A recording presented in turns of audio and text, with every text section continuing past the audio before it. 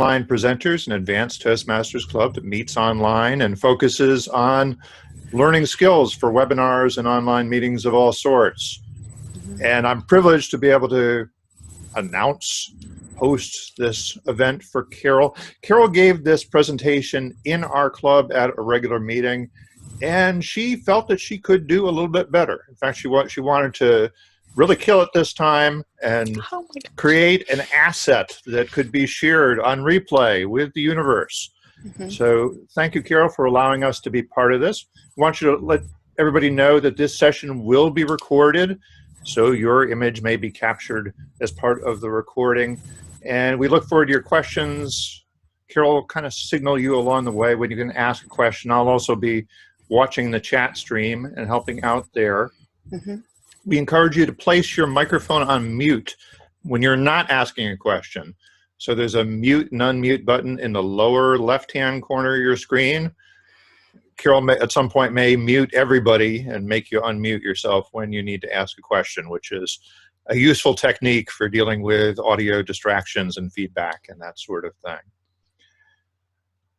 I'd now like to introduce Dennis Woolridge, who's joining us. He is a former international director, and he is going to introduce Carol. Thank you very much. I appreciate it, David. Thank you. Have you ever been confused about Toastmasters International's organizational structure? What exactly is a region advisor, and how does this person help the district and our members? Our speaker today is a 9-year Toastmaster and the immediate past region advisor for Region 6. Now, Region 6 includes over 20,000 members located in Michigan, Ontario, Quebec, Northern Ohio, and a wee tiny little bit of New York State. She's a full-time business professor at Michigan State University and a graduate of Second City Improv. She's a member of 4 Toastmasters clubs, including our host club for today's presentation, Online Presenters, an advanced club for individuals who use online presentation tools. The club's regular meeting is on Monday at 8 p.m. Eastern Time. Join me in welcoming immediate past region advisor, distinguished Toastmaster, Carol Prahinski, with her speech entitled, My Year as a Region Advisor. Thank you, Dennis, and thank you, David Carr. It's a pleasure to be online with you tonight.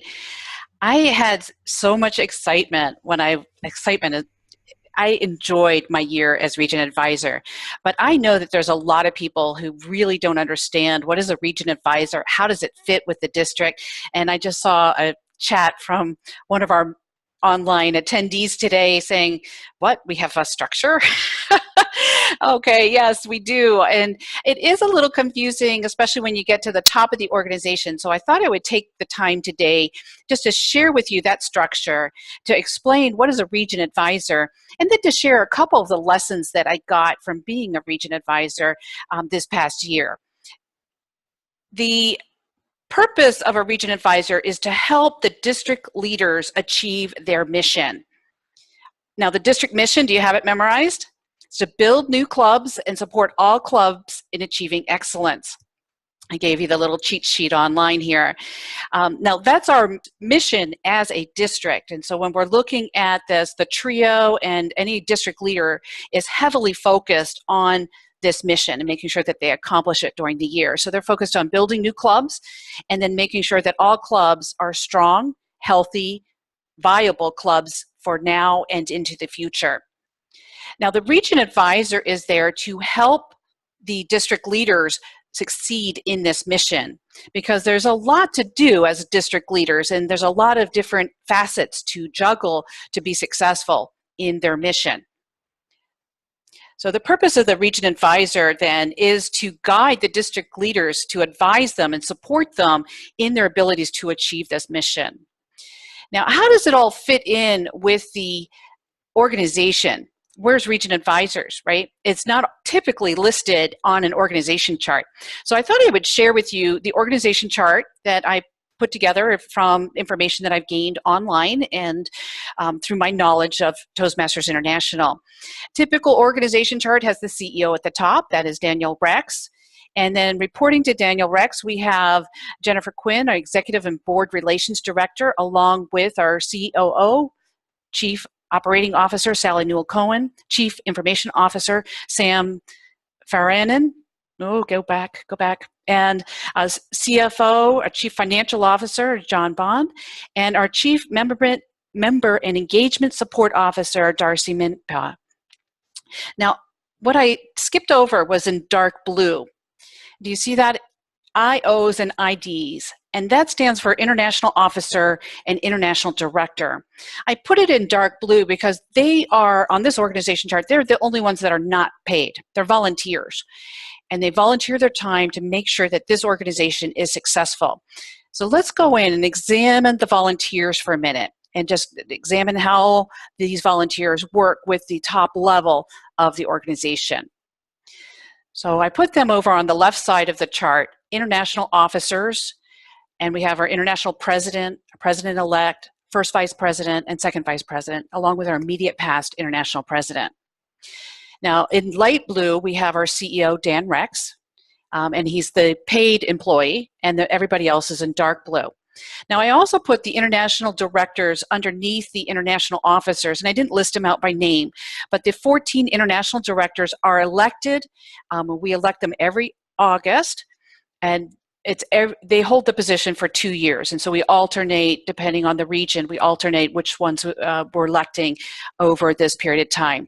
The international directors, their job is to help establish policy to make sure that the organization is running smoothly. In the event that there's problems at the top in terms of the paid employees, their job is to make sure that things will go smoothly. So if, let's say, Dan announced his retirement, well, the board would be responsible for finding a new CEO and making sure that the transition goes smoothly. In addition, when we have the revitalized education program or the new pathways program, educational program, the international directors are responsible for making sure that that program is successful. They help decide that that is going to be the new program, and then they help make sure that it's rolled out effectively. So that's the international officers and international directors. Now it's going to get a little bit more complicated as I progress here, because I'm going to start to add some things to this chart. I've added in orange over on the far right the trio along with the public relations manager. The trio is the district director, the program quality director, the club growth director, and we typically call them the trio, and they are the leaders of each district. We have over 100 districts across the world, and each group here, each trio represents that one district. We typically think of the district director, again, a volunteer position, we typically think of them as a CEO, if you will, of the district. They're in charge of the budgeting, they're in charge of the strategy, they're in charge of making sure everything's going smoothly, and then if there are problems, that they deal with that effectively. Now, in the middle here, we have, all by itself in some respects, we have the Region Advisor Program Coordinator, Katie Walsh. And then in dark blue, we have the 14, and this year 18, Region Advisors. They're not really connected to anything. So let's start drawing some arrows on how these relationships are. Now, just in case you're wondering, Katie Walsh here is listed here as a paid employee of Toastmasters International. She's based out of California. And she is the liaison for all of the region advisors. So if we have questions or issues, we go to her as an employee of Toastmasters International, and she helps smooth the way for us as region advisors. All right, so how do I get to be a region advisor? The first step is that you apply for it. And the conclusion of the application process is in September, late September, and we submit it and say, hey, I'm interested in being a region advisor. There's a number of steps along that journey, and you can read more about that on the website. Now, once you've passed all those hurdles, the international president calls you and says, hey, I've decided to appoint you to the position of region advisor. So that's Mike Storkey called me and said, hey, congratulations, I'd like to appoint you as region advisor. Do you formally accept this position? And I was able to say yes. And then I put it in writing, sent it back to Mike Storkey, and shortly after that, I started my position. It begins in March, March 1st, and it's held for 15 months. So the first 3 months, 100% of it is training. And during that 3-month period, I'm interacting pretty much with the other region advisors and the region advisor program coordinator, in this case, Katie Welsh. I also interact with the international director, all right, for my specific region. So I will work with that person and get some additional guidance if need be on some history or other things. And I'm also working with the immediate past or soon to be immediate past region advisor. So when I'm appointed, there is somebody else who is currently the region advisor for the same region, and their position ends on June 30th. So we have 2 region advisors appointed at the same time, but I would be in training for my first 3 months. I have no interaction at this point beyond listening to phone calls and interaction with the TRIO members.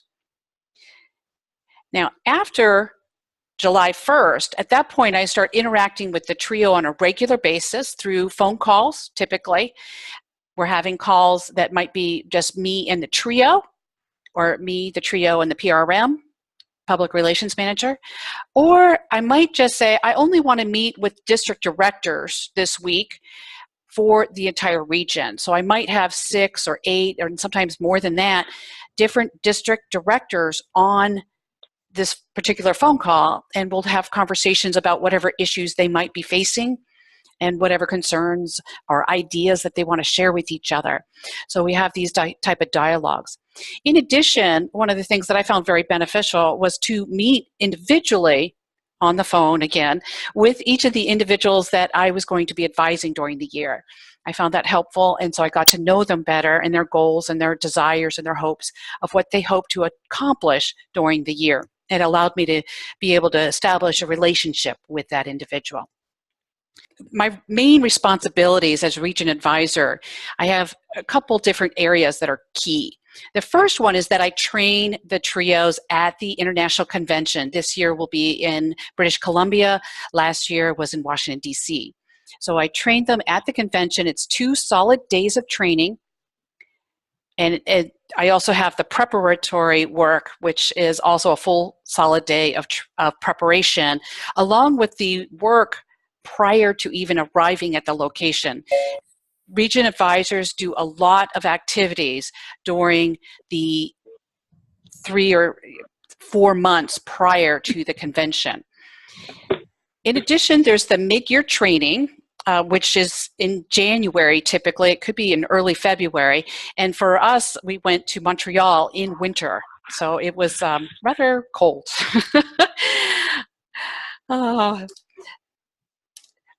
So one of the things that we wanted to do here is making sure that they are fully trained in terms of relationships. How do we make sure that they are understanding the budget? How do they set up a strategic plan for their district? All of these things will come together in the training. Now, if I'm invited, I will go to the districts to visit them. Typically, it's a 3-day visit, and the district is responsible to make sure that my visit goes smoothly. They're setting up appointments and allowing me to connect with businesses, corporations, with groups that are interested in starting clubs. And I also am interacting with the TRIO. I'm working with individuals at the DEC, the District Executive Committee, and the District Executive Council. And I'm guiding them on any issue that they might have concerns with. If they have concerns, I help them with whatever that is. And I don't have many times an idea of what they want to address. And I have to listen closely to say, this is what I'm hearing. And I also have to determine, is it an issue with the individual or is it a bigger issue throughout the district? And so and that allows me to understand how am I specifically going to address that concern. I share whatever advice and expertise that I have. So when I'm working with, for example, club growth directors in the beginning of the year, so for example, September, I'm guiding them on how to charter new clubs. So I'm helping them with the corporate visits, and I'm listening and giving them feedback on how to be successful in getting a new club at that corporation. And that's just one example. And the last bullet point here is that I'm providing feedback to the world headquarters and international directors. Many times the international officer, such as our international president or our international director, will visit the district, and by having something in writing, they can review it to say, oh, okay, when the region advisor was last there, they expressed these concerns.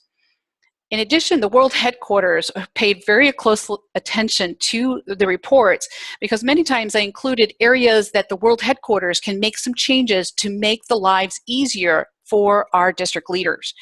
And I paid close attention to that so I could gather the information and send it back to world headquarters. At this point, I'm going to open it up for questions. So I'm going to go ahead and I'm going to go ahead and unmute you all. And if you want to, go ahead and mute yourself again, but I'm willing and able to take questions. David, are there any questions on the chat line? No, we haven't had questions posted there. We've had some chatter. Okay, great. Hopefully a positive chatter. I had a question. Did you know the international president from some other context?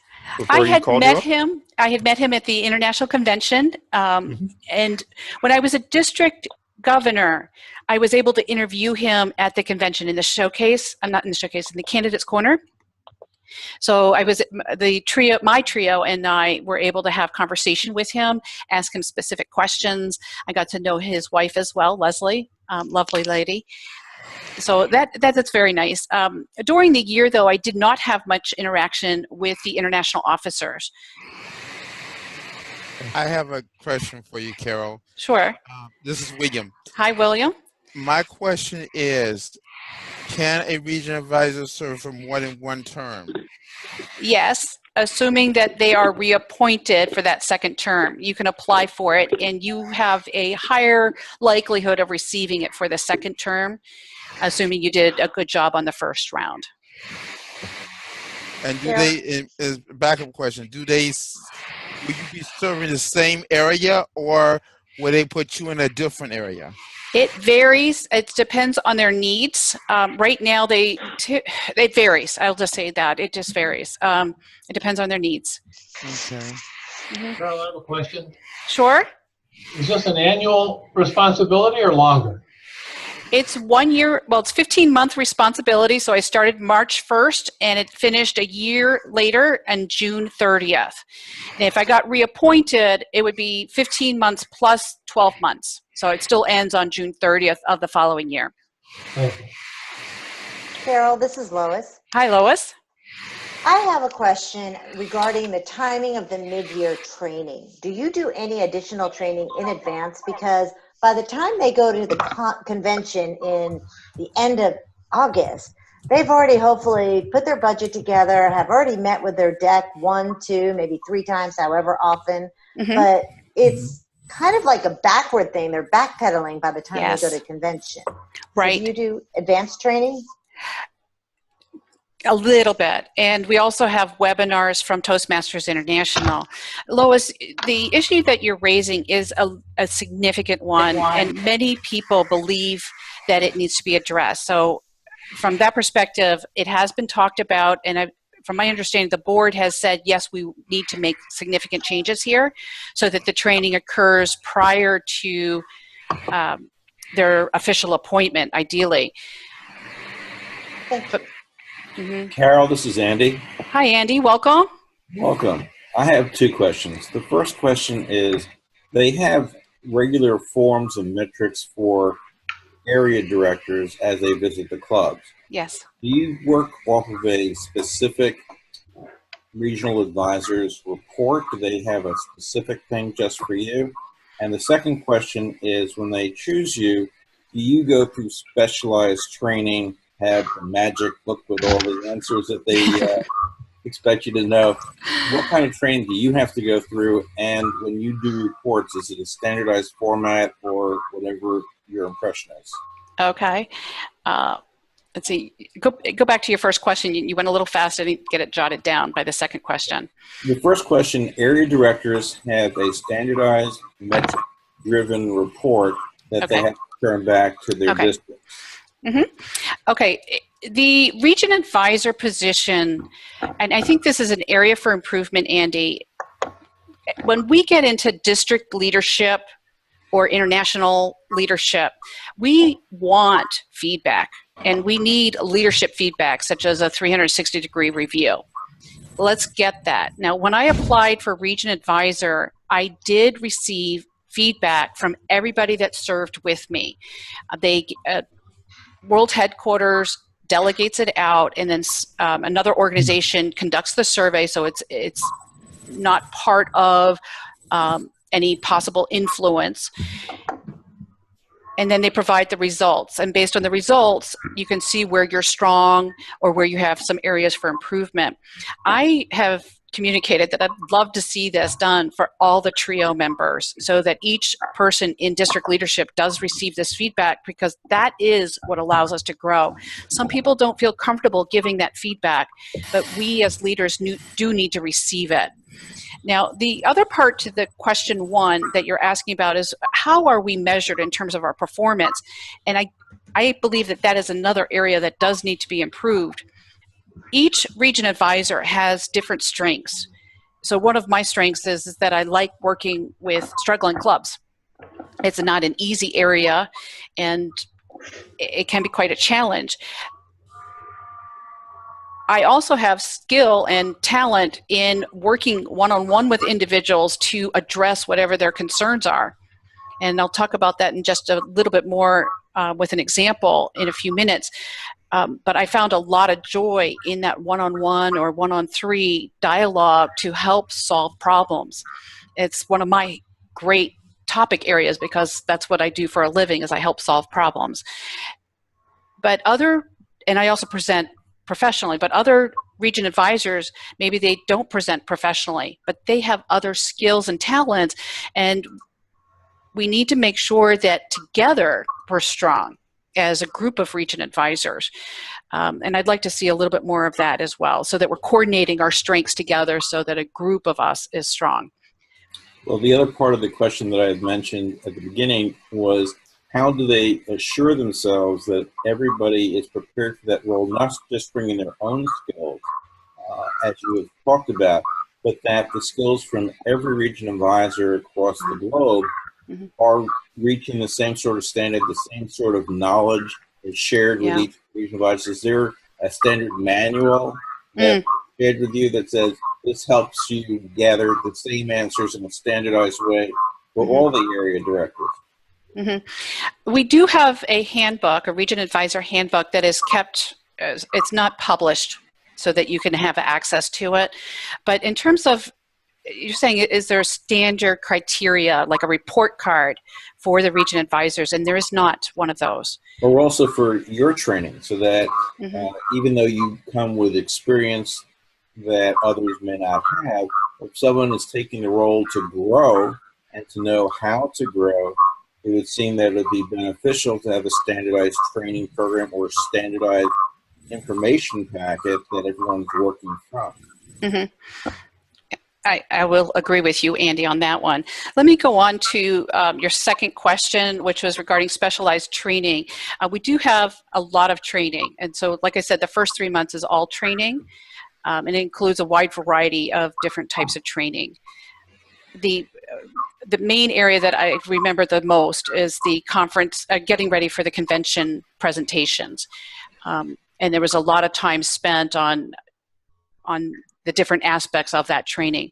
In addition, I had a lot of time where I was working with the international director and the past international director to understand their perspective and making sure that we understand the distinction between a region advisor and an international director. And your last question, well, it is tied with your first question on standardized format. When I visited a district, I would have a corporate visit report, which was standardized. All region advisors get the same template, and then we fill it in. There is changes that are going to be made. Each year, the world headquarters adjust it based on feedback that they receive. So it's getting better and better. Region advisors right now, I believe, have existed for about 10 years. And it's not a it hasn't been around forever, 90 years. It's a fairly new concept in the district or in Toastmasters International. Okay, I'd like to open it up for more questions. Okay, I have one other question. Carol, this is William again. Welcome back. How often do you have to work with your international directors? Okay, I don't have to work with that person at all. I chose to work with her because she was absolutely amazing and fantastic, and she listened well. One of the hard parts when you join a call, especially when you have lots of experience, is being quiet. I'll say it like that because we have ideas on how to help solve problems. And so when I'm in charge of a region advisor meeting with my trio, I need the international director to actually be quiet and listen. If they want to be on the call, I do want them on the call. But that's an area for growth. And so that was feedback that I gave to our region advisor. And I said, I need you to be quiet. And then you can always ask if you can ask a question, or I give you time at the end where you can go back over a point. And I do want you on that call. And I do want to hear what your ideas or thoughts or concerns are, or your feedback. If I'm going down the wrong path, by all means, direct me. But the purpose of that call is for the region advisor to advise the trio or the public relations manager. So my involvement with the international director frequently was, especially in the beginning, was getting me trained. And so they would tell me, you know what, you're not allowed to do that, Carol. And I'm like, oh, okay. And so it was part learning experience, but they guided me so I didn't make any major mistakes. And that was one of the values I got. The second question for you is, when you do mid-year training, does the international director have any involvement in that? Yes. We had 2 international directors, one for each of the regions, and then the 2 region advisors that went together to Montreal. And ours was Region 7 and Region 6. I'm with Region 6, and Region 7 went as well. That's Washington, D.C., Pennsylvania, and a whole bunch of other areas in that mid-Atlantic area. They were involved. They gave a number of presentations, and then the 2 region advisors gave, I think I had 3 presentations in those that period of time. Also, I hate to do this, but I got a third question for you. Okay. When you worked as region advisor, did you ever have other region advisors give you a call and say, I'm having this problem, I know this is your area of strength? I didn't have a lot of that, but we did have projects that we worked together on. So there was a region advisor handbook committee. I was on that committee helping making edits or suggested edits to modify the handbook. And I happened to get a lot of joy out of that. So that was an area that I just kind of said, oh, sign me up. And so I did some extra work on the side to help the chair piece everything together to make a final package to give it to World Headquarters. Mm-hmm. The handbook then went to World Headquarters, where they double check things, making sure that the changes are fitting with the direction of the board, because the board is also making decisions and changes. And then once they have confirmed that, then they'll propose they create the final version of that region advisor handbook, and then they provide it to the new region advisors. So if I understand you correctly, the book is re-advised every year? Right now it is, yeah. Okay. Yeah, but your question was really about how do I work with the other region advisors. We met monthly on a phone call, and we would have a 1-hour phone call where we would talk about any issues that we had. And there was a period of time where we were struggling with Concur. Typically at the beginning, it's a way to get reimbursed for our district visits or our travel. And I was a proponent to say, hey, we got some problems and here's some suggestions. And I went through and I collected all of the data from the different region advisors, put together a summary of where the problems were, and I provided that feedback to World Headquarters so that they don't have that same problem again next year. Concur is fairly new software, and they're still fine-tuning the training. Okay. Thank you for answering all my questions. Carol, I have 2 questions. One, yes, Lois? What was your biggest challenge as a region advisor, and what lesson did you learn as a region advisor that you will now be able to take forward to whatever your next goal is? Oh, Lois, I'm so glad you asked. That's leading me into the next part of my presentation. Are we ready for that? We Is there are. any? Yes. Oh, okay. Well, listen, William, you had a chance to ask all of your questions. I want to double check if there's anybody else that has a question. Oh, I apologize. No, it's okay. I'm just teasing you. Yeah, Carol, it's Joanne von Zubin. Oh, Joanne, hello. Hello. I have a question for you about timing. So you mentioned about the application going in and the approval being done in September, or the appointment being done in September, training in March. Can you give me an idea? Because I think that timing changed, did it not? Let me step back and review that again. The application was submitted by the end of September. Then I received an interview. Well, let's see. I received a questionnaire, and then I received an interview, and then I received another interview, and all of that was before Christmas time. And then I had to wait, and I waited and I waited. And the end of February, at the end of January, gosh, when was it? I'm going to be off. I know I'm off, but I received a phone call at that point from the international president, Mike Storkey, saying I have been appointed, and it kind of came out of the blue. And then he told me I'm not allowed to talk about it for a month until the appointment becomes official. And I have to say that was one of the most challenging things. No, I'm joking. It was challenging, though, because I wanted to share the joy of being appointed, but I wasn't allowed to until it became public information. So I had to keep it quiet. And at that point, I was appointed. It was like 2 days later, it became official, like March 1st. And at that point, I was a region advisor. So for someone who just completed their term as district director, as I just did, at the end of June 2017, I understand I'm not allowed to apply until 2018. Is that not correct? That's correct, according to the policies. So we're looking at next summer for putting in the application. That's right. And then, so really it would be 2019. I am so cheering for you, Joanne. If there was to be an appointment. Yes. Yeah, I'm so cheering for you. Carol, actually, can you clarify, is it a prerequisite to be a district director before you can even apply for this position? The responsibility of region advisor, you have to have held 2 positions in the trio.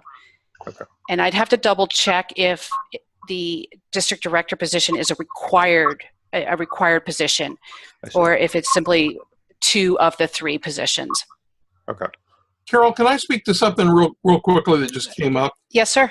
And that is the idea of the district directors not being able to put their names in for region advisor in the year after they were district director.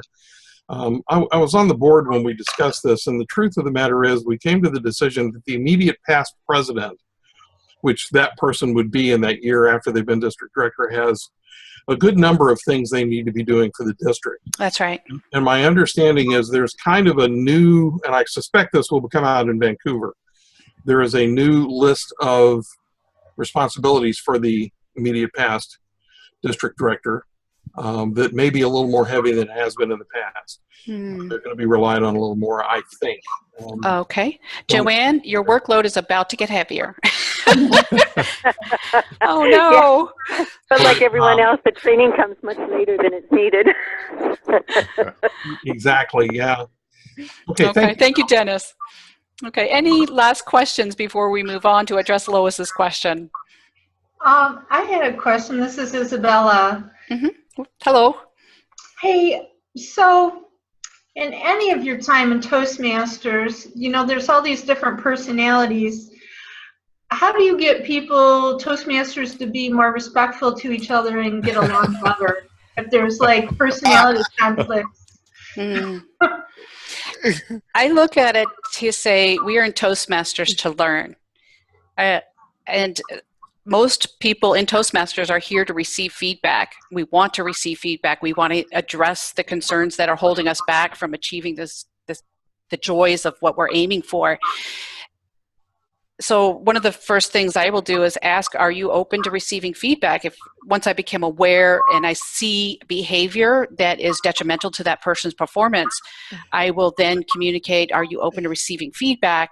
And if I hear a positive response in private, one-on-one, I will share the observations of that behavior that I have witnessed.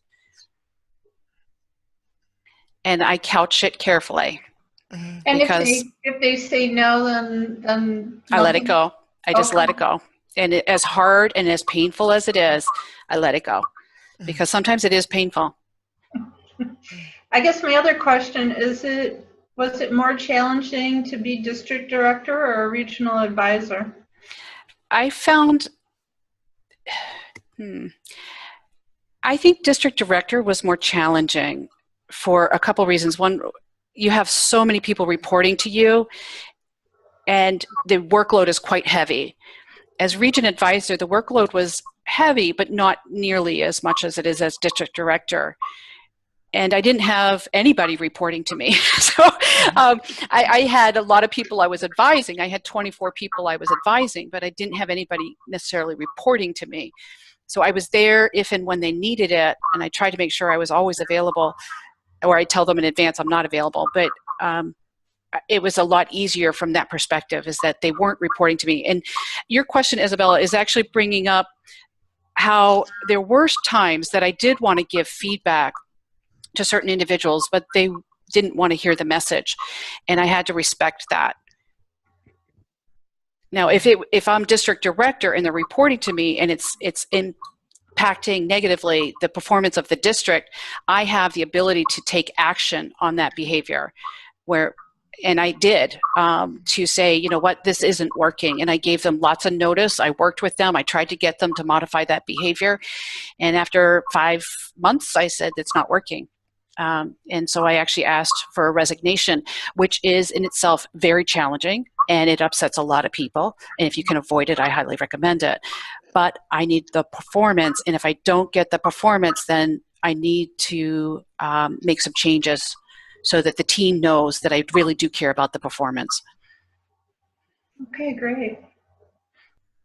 Dave, was there any comments on the chat that I should be paying attention to?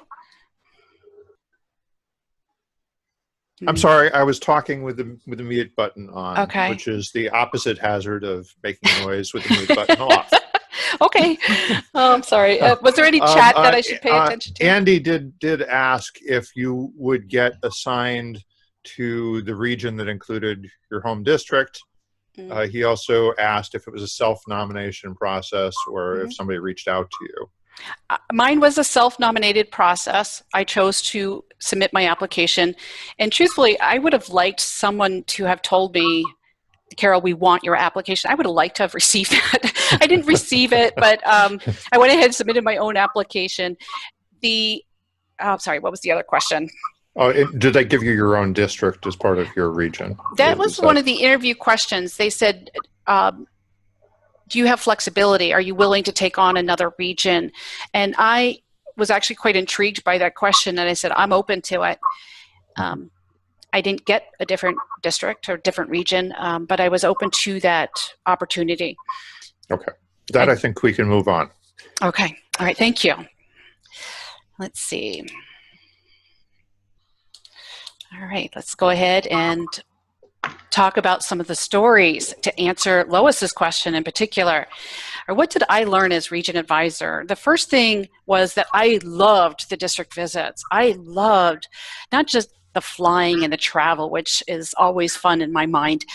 If you did it all the time, I can understand why you say it's not. But I loved visiting the districts. And the particular area that I found joy was the one-on-one conversations that I had with the TRIO members or the PRM, but particularly the TRIO members. They each faced different challenges. I loved listening to those challenges, and together we were able to say, what alternatives do you have? And I typically did turn it around to ask them, what alternatives do you see to this particular situation? And then we brainstormed to expand those alternatives. And many times the district leader wasn't aware that these other alternatives were viable alternatives, that they could consider them. So that was I considered that one of the most important parts of my job, was showing them that there are many choices and that these are valuable choices that they can go in. The second part of this was that I loved networking with these amazing leaders. These people, I got into the role predominantly because I wanted to work with great leaders. I did. I loved networking with them because they all have passion, joy, skills. I learned so much. And I really enjoyed that part of it. It was, each person is unique and different, yes, but the interactions between them and me, it was a lot of fun. Now, in the month of September, October time period, in 5 weeks, I went to 4 districts. Plus, I worked a full-time job. I'm a professor, so I'm teaching. I was lucky in terms of I had Fridays off and I had Thursday nights off, so I typically would fly out on a Thursday night, and then I was working Friday, Saturday, and sometimes Sunday, sometimes Thursday night with different districts. But it was a 3-day visit, and then I would go back home, and on the way I might be writing up my reports. I was so productive. I know that sounds really strange. I actually was more productive with my grading than ever before. I'm like, I got to get it done now, and I did. I didn't procrastinate with it. And when I returned home after that crazy 5-week period, I said, if this was a full-time job, I would take it in a heartbeat, because this is what I get a lot of passion from, is helping people work through their problems. It was fun. All right, now the second thing that I learned as Region Advisor was the importance of delegating the result, not the process. Now this has to do with looking at what is it that I really want as an outcome. And can I allow that person, when I'm delegating, can I allow that person to decide how to get there? If they need training, then that's different. I have to guide them with the process. But if they already know how to do it, let them do the process. Now, to describe this further, I want to mention a book that I read, and I gave it to the club growth directors this past year. It's by Karen Hurt, H-I-R-T, and David Dye. I'm sorry, H-U-R-T, and David Dye. It's D-Y-E. They wrote a book called Winning Well. In one section of it talks about delegation, and they specifically talk about delegate the result, not the process. It came into play when I was in my training for the convention. And this is where I was being told, this is the process you must go through in your training at the convention. It wasn't working for me.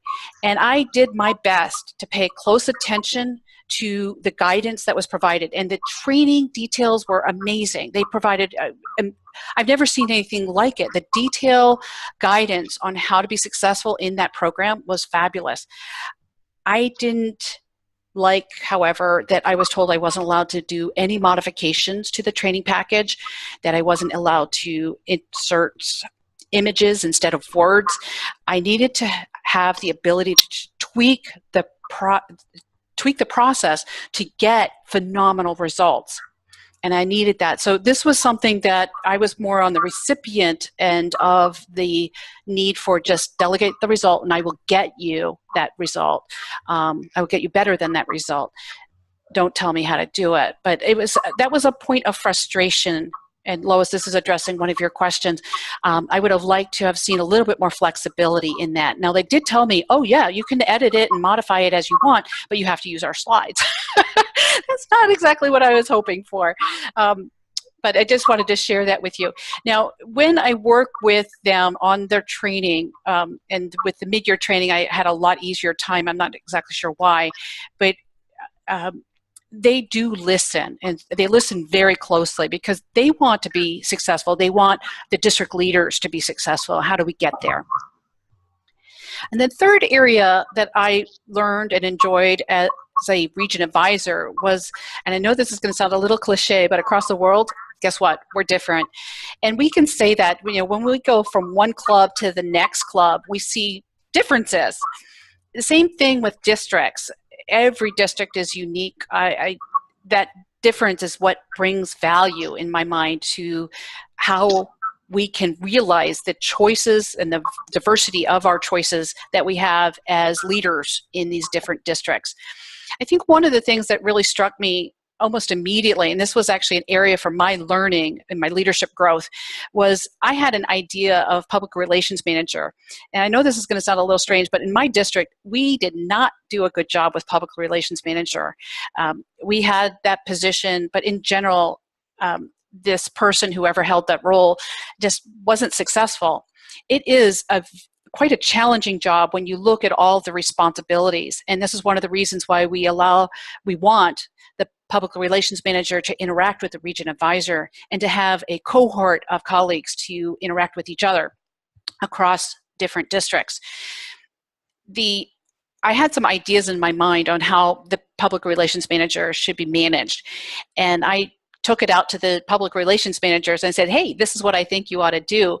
What I quickly learned from one district director was, get out of our business. And he said it very nicely, but he said, this isn't appropriate for you to tell me how to run my district.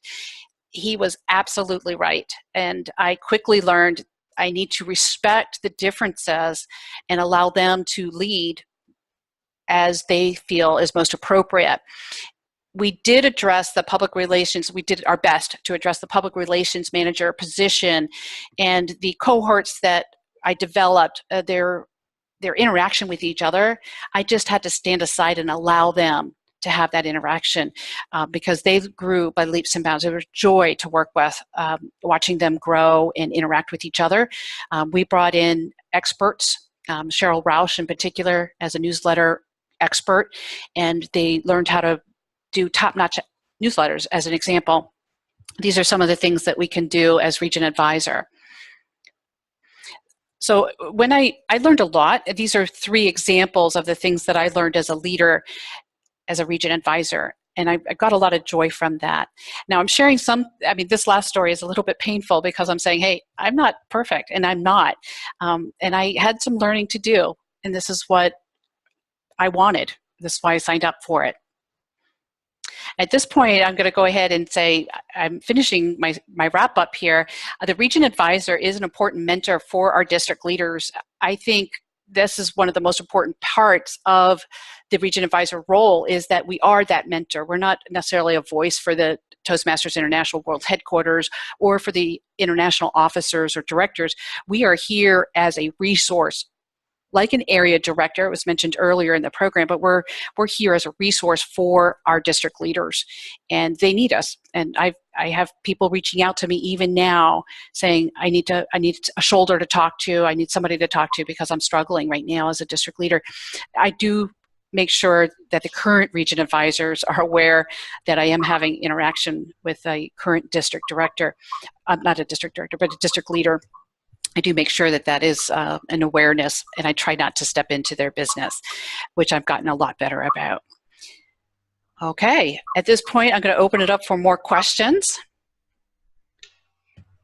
I have a question. Do you have any suggestions for workshops for people to put on at the district conference or maybe at the TLIs to help the districts? Is there anything who is this, by the way? And is there anything in particular? Isabella. Okay. I'd like to give a workshop, and I'm just trying to come up with some ideas for maybe putting on a workshop at the TLI or at a district conference. Toastmasters International has lots of amazing workshops that you can tap into. For example, if you're working on the Advanced Communicator Gold, there's a huge list of 1-hour sessions that you can make some adjustments to get it into the time frame that you need for that presentation. You might want to take a look at it there. The other thing is where are the problem areas? Where are the pain points? I examine those, and then I focus in on it, and I try to present something that helps solve those problems. Okay. And my other question is if you wanted to move on at Toastmasters International, what would you do next? There's a number of choices, and it's a tough question because it really is asking what is my interest.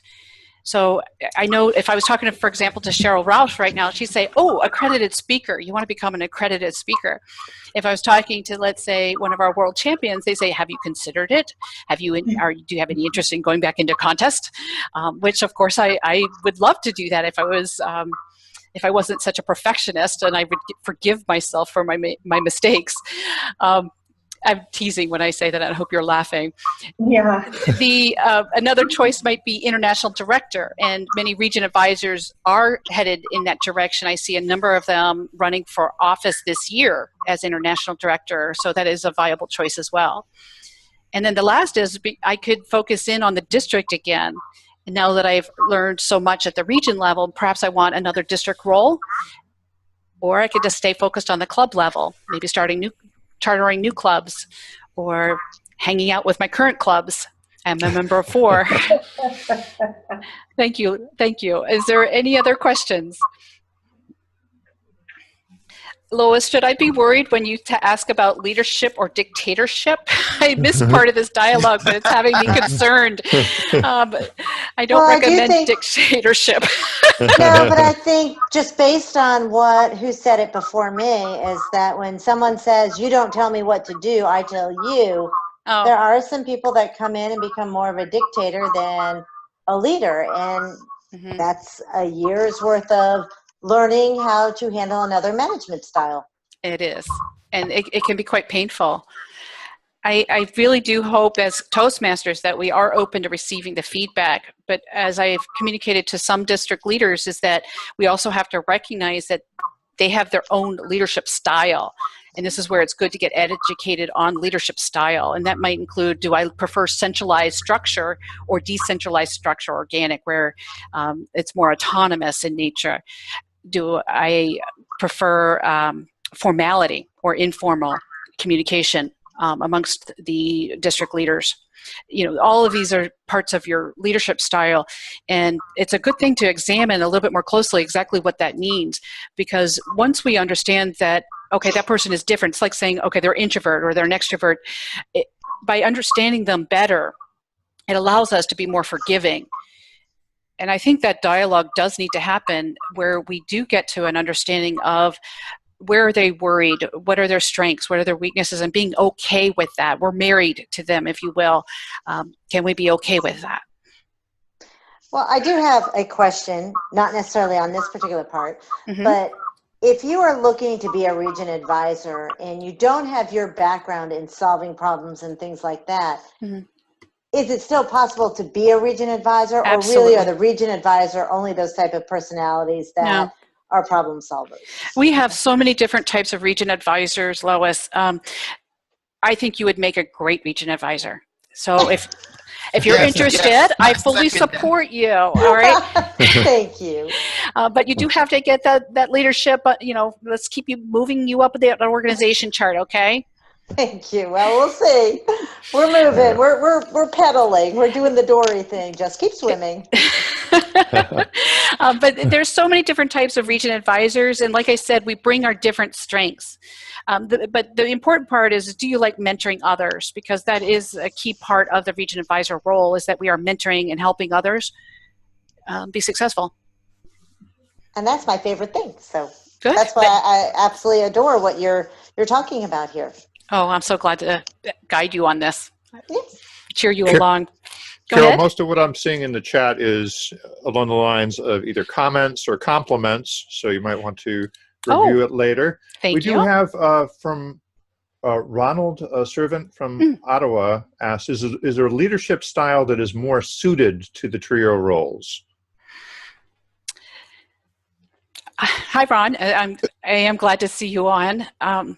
Each person brings their own leadership styles, their own leadership style, and it can change or be adjusted a little bit along the way because we get better at it. When I hear complaints, I pay attention. I've gotten to the point where, for a while, complaints were painful. I will say that. They're always a little bit painful because they're touching something like deep in your heart, that this is the way I like doing things. And the complaints are saying, hey, we don't like it. I pay really close attention to it. I don't take it personal like I used to. Why? Because I consider that my evaluation. And I'm receiving that as a leadership evaluation, not a communication evaluation. You know, when you're giving a speech, you get a written feedback on your speech on how to improve. This is a oral feedback on your leadership skills, and it is a complaint, yes, but if there's a nugget in there that's really good, and I have to listen closely to catch that nugget. And I might not catch it right away. I might say, oh, I'm feeling pain, and I'll go away and try to recover a little bit quickly. And then I'll come back and talk to that individual to say, you know, you said something the other day, and I do want to follow up with you. I do have some questions about that. I'd like some guidance. And if I frame it that way, many times now I'm a student and they are my mentor. They love that. And I love that. It's no longer antagonistic in terms of, you know, they're no longer complaining. They're seeing me as a student, and they're here to educate me. Not everybody's a good educator, but I try to pay very close attention to get the point. I may not agree with it. I may not change, but I do want to get their point, and they appreciate that. Ron, is there another way to phrase your question that perhaps I can, if I haven't addressed it, I do want to address it. So if I haven't addressed it, tell me, phrase it in a different way.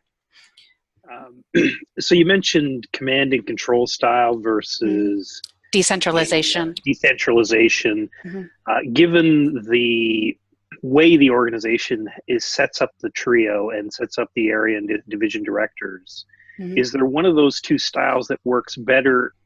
And I imagine it could be different for different parts of the trio depending on, you know, the responsibilities that you have. In the academic literature, most of the time now they're saying the command and control is no longer the best way of leading. Traditionally, it was quite strong, but as we have shifted away from that style of leadership, now we want more collegiality, we want more dialogue, we want more democratic behavior going on. But we still need a leader, and we still need somebody to take charge, somebody to say, nope, this is our strategy, this is where we're going, and we got to go there. So it does require a strong person. No matter which role you're in, that's what you're here to learn, all right, to get better at it. Now, the area director is very similar to the region advisor role. And so for those of you out there that say, I love being an area director, you may very much love being a region advisor. It's quite similar. You're giving feedback to club leaders, in this case, as an area director, and they can take it or leave it, and you don't have they don't report to you. As an area director reporting to the division director or to the district director, you are pretty much, you might think, I'm low on the totem pole. I don't have a lot of control. I can't make a lot of changes, perhaps. You do have the ability to make change, but I think many times it's more subtle, and one-on-one conversations tend to work the best. So if I can, I will try to meet with a district leader and say, you know, I noticed you talked about this today, and I think we have another opportunity that wasn't discussed, and I didn't have a chance to bring it up in today's deck meeting, for example. And so I might bring it up after the meeting, and they listen to me and say, yeah, that's a viable point. What would you see as the next step? And then we can dialogue about that. So in today's world, there's still that, I'm going to go back to the original question, the ability to have the command and control versus the decentralization, that's internal. You have your natural preference. You want either centralized control, or you're comfortable with or decentralized. Sometimes people might think it's a little bit chaotic because other people are making decisions. But you know what you're most comfortable with. Stay in that lane. Don't get out of it. But learn how to manage people, and that's what matters. So you can be command and control, but learn how to manage people so that you're addressing their needs, because that's what we're in leadership about. It's not about us. It's about addressing needs of our team and being able to take us in the direction to get the results that we need as performance, the outcome. Carol, I have a question for you. Hi, Dennis. This is Dennis. Mm-hmm. In most cases, most everybody I've ever talked to that's been in a leadership role in Toastmasters, when they come to the end of their term, they always wish they had another term because they've just figured out basically what they're supposed to be doing. And my question is that the way that you felt as you came to the end of your region advisor role? Did you feel as if, you know, knowing now what I wish I'd known then what I know now because I could have done something differently? I don't feel that way, Dennis. I actually felt that it was time that I wrapped it up to give opportunity to other people to take that role as region advisor.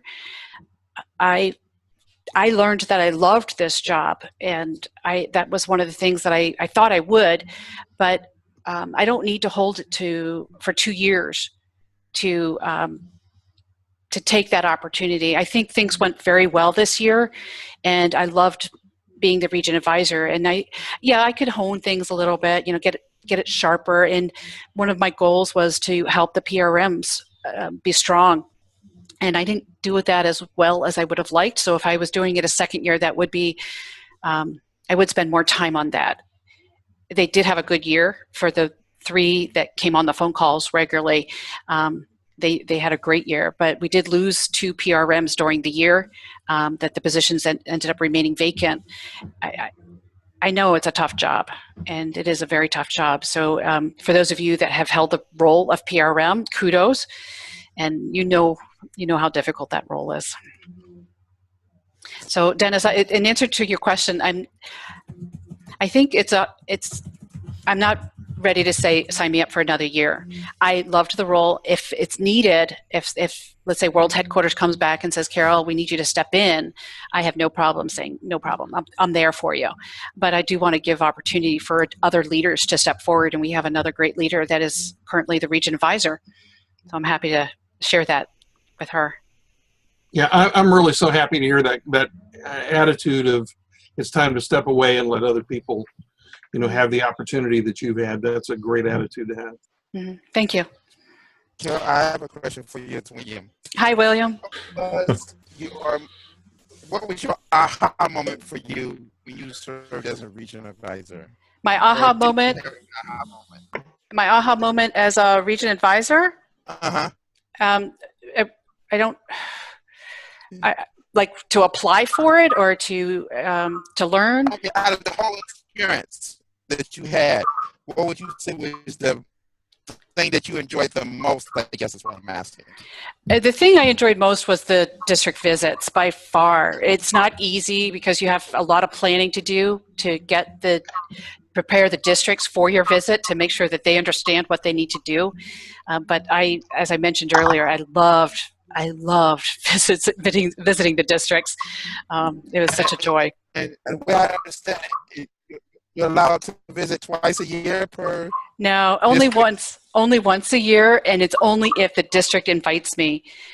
Oh. So, and now there are occasions, let's say, that the district is struggling. They have something that happened, you know, that is major and it's affecting the performance of the district, and they need help. They need hands-on help. And if that ever happens, by all means, reach out to your region advisor, to reach out also to World Headquarters to say, we need our region advisor to come in again. That is a possibility, but it's typically only done for emergency situations. Okay. Mm-hmm. Carol, this is Kim. Hi, Kim. Hi. Does this count toward a DTM, the district service requirement? Yes, it does. Yes, I'm going convenient. I'm going for my 4th DTM. Yeah. Mm-hmm. Yes, it does count. And I did have to leave my chief ambassador for my district, and they basically said you have to leave that to take the RA role, the region advisor role. So I found another chief ambassador, and it was one of our current ambassadors at the time, and she was able to take over the role. Any other questions? So Carol, how many districts were in your region? I'm one of the smaller ones. I had 6. I had 20,000 members in the Region 6, so we represented about 1/14 of the Toastmaster world. Okay. Mm-hmm. See, Carol, I have to sign off. Oh, okay. Is it time? Is it after? It's about an hour, yeah. Oh, I'm sorry. I went over by 5 minutes. Okay. All right. Well, I'm not hearing any additional questions, but I will stay on if there are questions. I'll hang out until everybody is left. But I'm going to go ahead and stop the recording. Let's go ahead and stop that recording.